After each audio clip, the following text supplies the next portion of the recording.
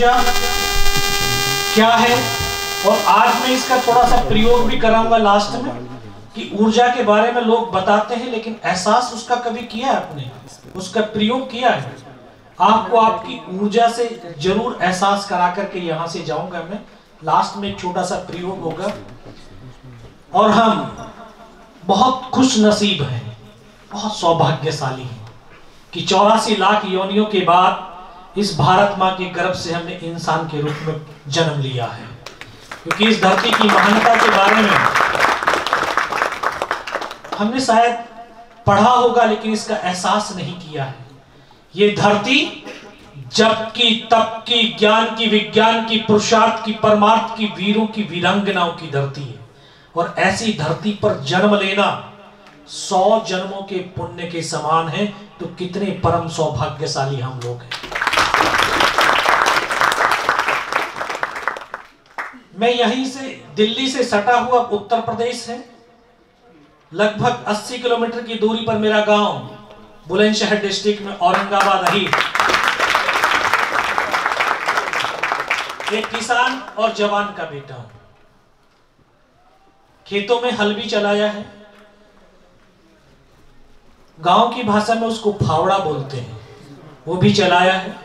धान भी काटा है उस हंसिए से, गेहूं भी काटे हैं। और अभी तो शायद वो देखने को नहीं मिलती है। रहट होती थी, ऐसे बैल चारों तरफ घूमते थे पानी निकालने के, अब तो नलकूप हो गए हैं, उसको भी चलाया है। लेकिन ये भाव कैसे आए? जो हमारे मन की, तो आपने बहुत सारी चीजें पढ़ी हैं। अभी स्टूडेंटों ने आपको बताया कि मन किस तरह से काम करता है, मन को किस तरह से एकाग्र किया जा सकता है। ये इतनी आसानी से एकाग्र नहीं होता, इसके लिए साधना करनी पड़ती है। तो ये बीज, भाव के बीज कैसे रोपित होते हैं हमारे अवचेतन मस्तिष्क में? मस्तिष्क के 2 भाग, एक चेतन और एक अवचेतन। जो अवचेतन मस्तिष्क है वो इंसान की सबसे बड़ी ताकत है, वही ऊर्जा है, वही ताकत है। उसमें जिस तरह के भाव एक बीज के रूप में उपजते हैं, वो पैदा होते हैं, वो धीरे धीरे जब बड़े होने लगते हैं इंसान उसकी तरफ ही चलने लगता है। और ये हम सब जानते हैं कि हम पंच तत्व और 5 ज्ञानेंद्रियों से बना हुआ ये शरीर है। और ज्ञानेंद्रियां में इसमें भी देखना और सुनना, ये बहुत इफेक्ट डालती हैं। क्योंकि सबसे बड़ी जो जीवन के ऊपर, इस शरीर के ऊपर इन्हीं का प्रभाव पड़ता है। तो हम जैसा देखते हैं, जैसा सुनते हैं, वैसे ही भाव हमारे मन मस्तिष्क के अंदर पैदा होने लगते हैं। और ये इंसान, भगवान ने ये जो माइंड है ये ऐसा बनाया है कि जिस तरह की भी इसके पास फोटो पहुंचती है, ये उसी तरह की इस बॉडी के अंदर एनर्जी को रिलीज कर देता है। और ये हमेशा हर चीज को सत्य समझता है, फैक्ट समझता है। अगर इसने इस मोबाइल को बिस्किट समझ लिया और बिस्किट के रूप में इसको अंकित हमारे अवचेतन में कर दिया, तो बिस्किट जब आएगा तो इसको खाने की लालसा होगी, हमारे मुंह के अंदर लार आ जाएगी। लेकिन ये तो मोबाइल है, खाने का नाम है ही नहीं। लेकिन मन ने इसको बिस्किट बता दिया है। तो ये भाव, क्योंकि मैंने अपने पिता से सुने थे कि एक युद्ध के दौरान किस तरह की परिस्थितियां होती हैं। प्रतिकूल परिस्थितियों में हिंदुस्तान का सैनिक, जिसको खाना नहीं मिलता, पानी नहीं मिलता, सोना नहीं मिलता,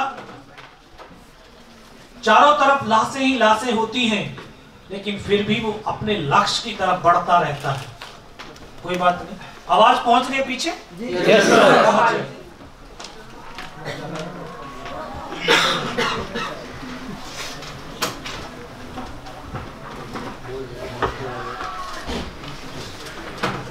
वही पिता से सुना और किताबों में पढ़ा। आपने अभी तक फिजिक्स, केमिस्ट्री और बायोलॉजी के बहुत सारे सूत्र पढ़े होंगे, फॉर्मूले पढ़े होंगे, लेकिन जीवन का फॉर्मूला भी आपको शायद किसी ने नहीं बताया होगा। एक 3P का फॉर्मूला अपने जीवन के अंदर आप आज से अपनाना शुरू करेंगे तो आपको अपने जीवन की एक दिशा मिलेगी।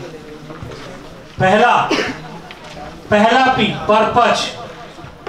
आप यहाँ पे रामलाल कॉलेज के अंदर जिस विषय में आप स्नातक कर रहे हैं उसका पर्पज क्या है? अगर मुझे पर्पज मिल गया तो दूसरा पी यहीं से स्टार्ट होता है, पैशन, जुनून। अगर मेरे पास मेरे जीवन का पर्पज है तो मेरे जीवन के अंदर एक उमंग होगी, एक पैशन होगा, एक जुनून होगा। और हर एक इंसान के पास 4 प्रकार की शक्तियां होती हैं, आपके पास में भी है। शारीरिक शक्ति, मानसिक शक्ति, बौद्धिक शक्ति और एक स्पिरिचुअल शक्ति। ये पैशन उन तमाम शक्तियों को एकाग्र करता है। और तीसरा पी, परफॉर्मेंस। जब आप अपने उद्देश्य की प्राप्ति के लिए लगे हुए तो आप अपनी इन शक्तियों से आपका परफॉर्मेंस किस पराकाष्ठा तक पहुंच सकता है, शायद ये आपको एहसास ही नहीं है। अगले 20-25 मिनट के बाद आपको ये एहसास होगा कि जो आपके पास शक्ति है, जो आपकी ऊर्जा है, ये शक्ति, ये ऊर्जा आपके परफॉर्मेंस की पराकाष्ठा को कहां तक ले जा सकती है, ये आपको एहसास होने वाला है। 6th क्लास में पढ़ा था, 6th क्लास से जीवन का पर्पस समझ में आ गया था, क्योंकि सैनिक की कहानी सुनता है।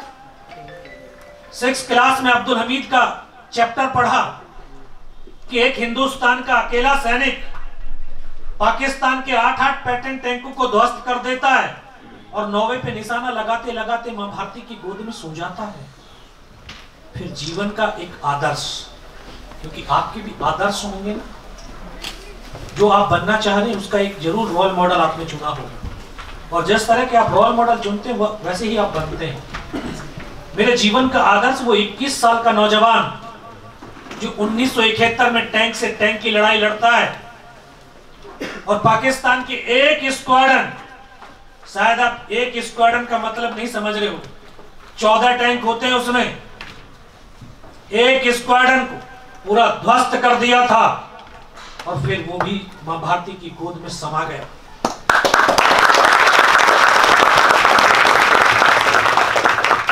जब महसूस हुआ, जब बहुत दिनों के बाद वो पाकिस्तानी कमांडर जिसने उसके टैंक को उड़ाता हिंदुस्तान आता है, उसकी मां के चरणों को छू करके कहता है, मां तूने बेटा नहीं शेर को पैदा किया।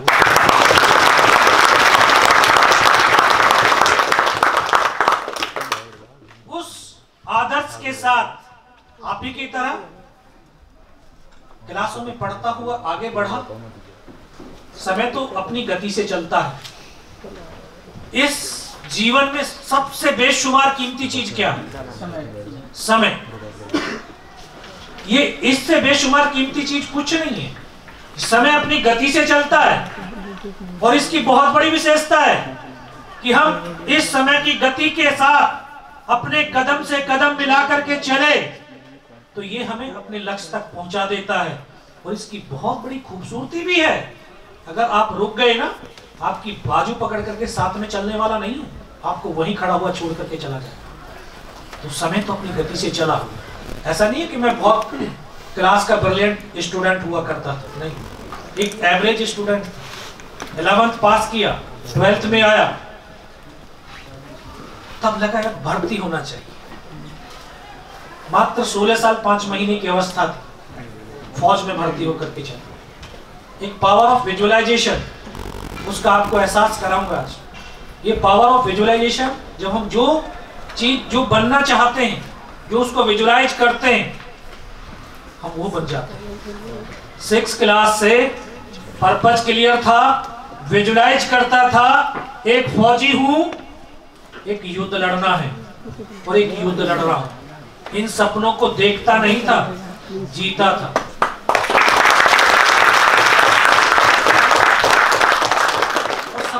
कैसे जाते हैं? सोल से।